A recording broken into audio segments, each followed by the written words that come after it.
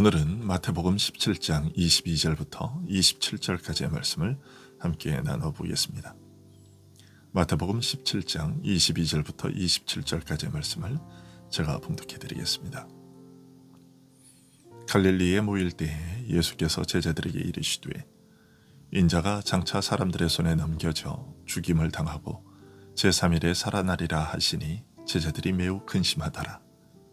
가버나움에 이르니 반세계를 받는 자들이 베드로에게 나아와 이르되 너의 선생은 반세계를 내지 아니하느냐. 이르되 내신다 하고 집에 들어가니 예수께서 먼저 이르시되 시몬아 네 생각은 어떠하냐. 세상 임금들이 누구에게 관세와 국세를 받느냐. 자기 아들에게냐 타인에게냐. 베드로가 이르되 타인에게니이다. 예수께서 이르시되 그렇다면 아들들은 세를 면하리라.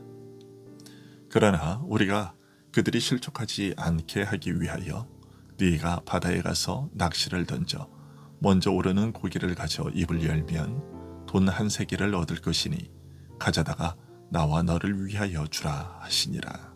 아멘. 예수님은 자신을 그리스도요 하나님의 아들로 믿는다고 고백하는 제자들에게 예수님을 믿는다는 것이 무엇인지를 알려주셨습니다. 자기를 부인하고 자기 십자가를 지는 것이라고 알려주셨습니다. 십자가를 지셔야 할 때가 가까워 오자 이런 사실을 더욱 자세히 깨달아 알도록 가르치셨지만 여전히 제자들은 그런 믿음에서 거리가 멀었습니다. 오늘 말씀 역시 이런 흐름을 이어 이 세대의 불신앙에 대한 안타까움과 염려와 근심을 우회적으로 피력하신 일을 전하고 있습니다. 예수님께서 제자들과 함께 가이사랴 빌립보에서 남행하여 갈릴리 지역에 들어오시면서 인자가 장차 사람들의 손에 넘겨져 죽임을 당하고 제3일에 살아나리라고 제자들에게 말씀하셨습니다. 가이사랴 빌립보에서 베드로와 제자들을 걸려 넘어지게 했던 그 십자가의 죽음에 대해 다시 한번 가르치신 것입니다. 마가복음은 간질 증상을 보이는 아이에게서 귀신을 쫓아내신 후 그곳을 떠나 갈릴리 지역을 지나가실 때 아무에게도 알리기를 원치 않으셨다고 전하고 있는데 그 이유는 인자가 사람들의 손에 넘겨져 죽임을 당한 후 사흘 만에 부활하실 일을 가르치기 위해서였다고 밝히고 있습니다. 즉 주님께서는 십자가의 죽으심과 부활을 한 번 말씀하시고 그치신 것이 아니라 계속해서 반복적으로 가르치셨다는 것입니다. 아무에게도 알리지 않고 오직 제자들에게만 집중적으로 가르치실 만큼 이 일을 그리고 이 일을 바로 깨닫고 믿는 것을 중요하게 생각하셨다는 것입니다. 그리고 누가복음에는 예수님께서 이 말을 너희 귀에 담아두라는 말로 간곡하면서도 강력하게 권하셨다고 기록되어 있습니다. 예수님께서 십자가의 죽음과 부활을 이처럼 중요하게 여기시고 거듭 반복하여 가르치시며 강조하신 것은 이 땅에 태어나신 때로부터 그의 일생이 이 마지막 목표를 향한 걸음이었고 특히 지금은 이 일을 위해 마지막으로 예루살렘으로 올라가시는 길이었기에 당연한 일이기도 했습니다. 한편으로는 가이사랴 빌립보에서 제자들의 믿음을 확인하고 기뻐하시기도 하셨지만 바로 이어 십자가에 대해 듣고서 실족하여 넘어지는 제자들에게 아직 믿음이 온전치 못한 것을 확인하시고 계속 반복해 가르치심으로써 저들을 온전하고 견고한 믿음으로 인도하려 하신 것은 자연스러운 일이었습니다.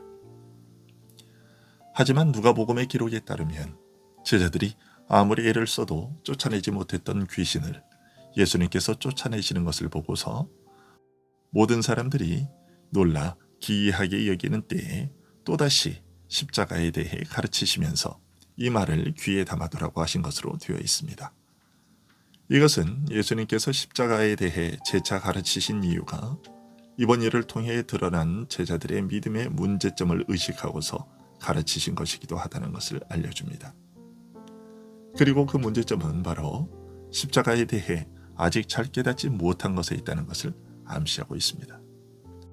죄인을 위하여 죽으신 그리스도의 죽음에 연합하여 함께 죽는 것이요 주님이 우리를 위하여 죄와 사망의 권세를 깨뜨리시고 부활하신 것에 하나가 되어 하나님을 향하여 사는 새 생명을 얻으며 누리는 것이 십자가라고 하신 그 말씀의 뜻을 제대로 깨닫지 못했다는 것입니다. 내가 서고 무너지는 것, 내가 죽고 사는 것이 주님으로 말미암고 주님께 토대와 근거를 두고 있다는 자기 부인의 믿음에 온전히 이르지 못한 것이었습니다. 하늘이 열리고 예수님의 신적 영광이 드러나고 죽은 모세와 이 땅에서 옮기운 엘리야가 나타나서 십자가에 대하여 주님의 죽으심과 부활에 대하여 말을 해도 십자가의 비밀을 온전하게 이해하지 못했던 것입니다. 아무리 귀신에게 명하여도 나가지 않는 실패를 통해 자신들의 믿음에 문제가 있다는 사실이 드러나고 예수님께서 그 사실을 지적하셨어도 아직 깨닫지 못했던 것입니다. 제자들의 이러한 연약한 믿음을 안타까워하신 예수님께서는 남행하여 갈릴리를 지나실 때에 아무에게도 방해받기를 원치 않으시고 오직 십자가의 죽음과 부활에 대해 제자들에게 집중적으로 계속 반복하여 가르치시면서 너희는 이 말을 너희 귀에 담아두라고 부탁하신 것입니다. 그러나 예수님께서 이런 안타까움으로 계속 끊임없이 십자가에 대해 가르치셨어도 제자들은 여전히 마찬가지였습니다. 제자들은 십자가의 죽음과 부활 안에 감추어진 은혜롭고 복된 비밀을 깨닫고 기뻐한 것이 아니라 오히려 심히 근심하고 슬퍼했습니다. 마가복음은 제자들이 이 말씀을 깨닫지 못하고 묻기도 무서워했다고 전하고 있고 누가복음은 그 이유를 이는 저희로 깨닫지 못하게 숨김이 되었음이라고 밝히고 있습니다. 즉 하나님께서 알리시고 깨닫게 하지 않으시면 아무도 이 복된 비밀을 깨달을 수 없다는 것입니다. 바요나 시몬아 네가 복되도다. 이를 내게 알게 하신 이는 혈육이 아니요 하늘에 계신 내 아버지시니라고 하신 주님의 말씀은 우리 믿음이 시작되고 자라며 성숙해가는 모든 과정에서 시종일관된 참된 원리입니다.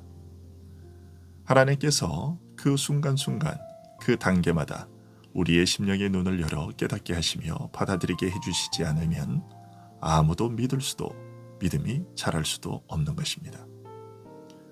이런 십자가의 도에 대해 계속 가르치시면서 예수님의 본동네인 가버나움에 도착하게 되었습니다. 이때 반세겔의 성전세를 받는 자들이 베드로에게 너의 선생께서는 성전세를 내지 않으시느냐고 물었습니다. 이것은 출애굽기 30장 11절부터 16절에 기록된 규정에 의한 것이었습니다. 20세 이상의 이스라엘 남자들이 매년 은 반세겔을 하나님께 바치게 하여 성막에서 섬기는 일을 위하여 사용하게 하신 규례입니다. 애굽에서 구원받은 은혜와 하나님의 백성과 그의 소유가 된 것을 증거하는 일종의 속전을 바치도록 하신 규례입니다. 이 규례가 예수님 당시까지 이어져서 반세겔에 해당하는 2드라크마, 별로 많지 않은 액수를 매년 세금으로 받아 성전을 유지하는 데 충당했던 것입니다.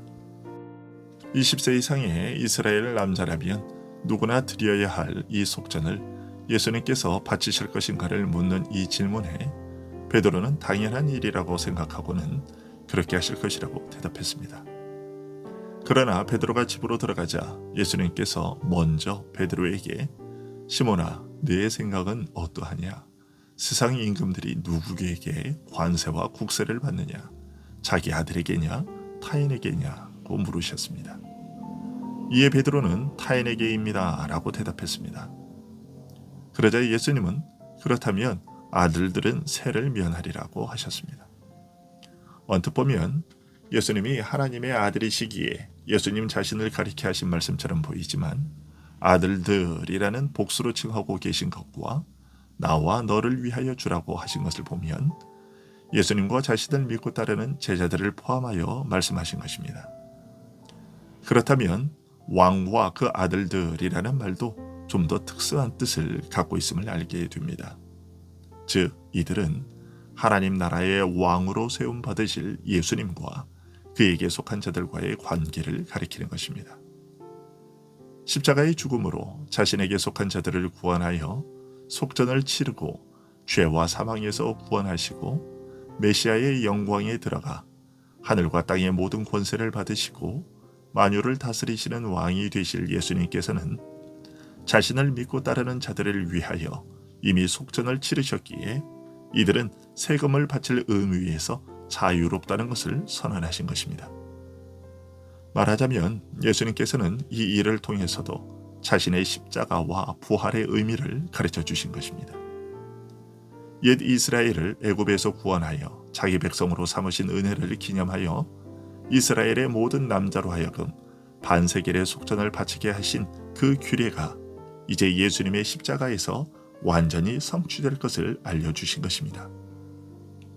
그 백성을 위하여 죽으심으로써 그들을 죄와 사망에서 구원하여 내실 속전을 완전하게 치르실 것과 그리하여 진정한 출애굽을 성취하실 것을 알려주신 것입니다. 따라서 십자가에서 죽으시고 부활 승천하여 만유를 다스리실 이 메시아 왕의 아들들, 곧 그리스도께 속한 자들은 자기 영혼을 위하여, 자기 생명을 위하여 속전을 바쳐야 할 의무에서 완전히 자유롭게 된 것을 가르쳐 주신 것입니다. 속전은 다만 이 왕께 속하지 않은 자, 그 영적 소속이 다른 자들에게만 요구된다고 하신 것입니다. 하지만 십자가의 이런 비밀을 알 턱이 없는 사람들로 하여금 걸려 넘어지지 않게 하기 위해 반세겔의 의무를 지키라고 하셨습니다. 십자가의 복음이 율법을 부인한다는 오해와 반발을 불러일으키지 않도록, 그러나 적극적으로는 이제 자신이 당하실 십자가의 죽음과 부활의 그림자로 예표되었던 구약의 그 모든 것들이 이제 성취될 것을 알리시기 위해 베드로에게 물으시고 비유로 가르치시며 낚시로 낚은 물고기 입에서 이적적으로 얻게 하신 은 한 세겔로 예수님과 베드로를 위해 속전을 바치게 하셨습니다. 하지만 그 속전의 의미는 서로 다르고 참으로 깊은 것이었습니다. 그런데 이런 사실을 성전세를 걷는 자들이나 당시 세대의 유대인들은 물론이요, 심지어 제자들조차도 아직까지는 제대로 파악하고 있지 못했습니다. 주님은 이런 불신앙을 믿음이 없고 패역한 세대여, 내가 얼마나 너희와 함께 있으며 얼마나 너희를 참으리요 라고 탄식하시며 안타까워하셨습니다. 오늘도 이 세상은 여전히 영적으로 어두워 십자가의 이러한 비밀을 알지 못합니다. 심지어 교회에 출석하며 십자가에 대해 들으면서도 제자들처럼 깨닫지 못하는 이들도 적지 않습니다. 이런 사실에 대해 우리 역시도 주님의 마음으로 안타까워하며 십자가의 비밀을 더욱 깊이 깨닫고 널리 전하여 우리의 생명을 위해 십자가의 속전을 지불하신 주님이 찬양받으시도록 힘쓰는 자들이 되어야겠습니다. 기도하겠습니다.